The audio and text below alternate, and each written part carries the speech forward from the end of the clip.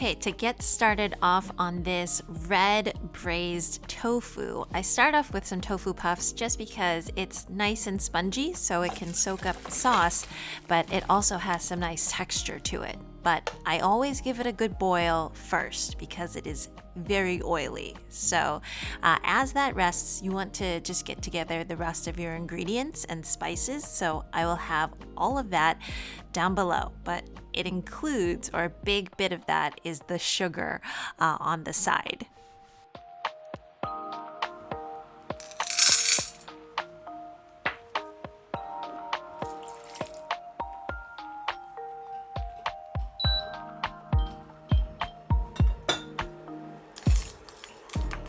So Chinese red braised dishes always start off by caramelizing the sugar. It is where that redness, that red color actually comes from. And some people don't even put in soy sauce to deepen the color because the caramel is enough.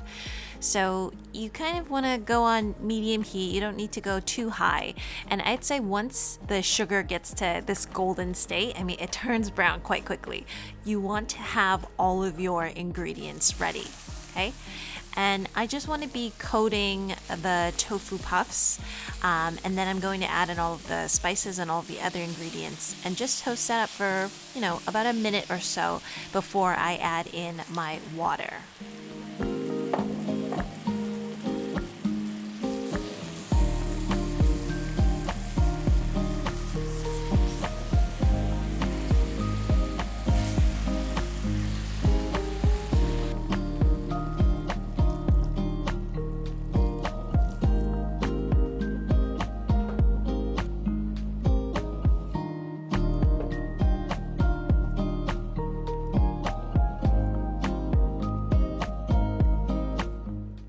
So that was some dark soy for color and some light soy for its saltiness, and then also some Shao rice wine.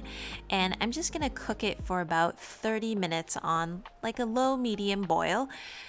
Usually this dish is obviously it's done with meat, and it takes a lot longer for that sauce to instill the flavor in the meat, but luckily for us with tofu it picks it up quite quickly.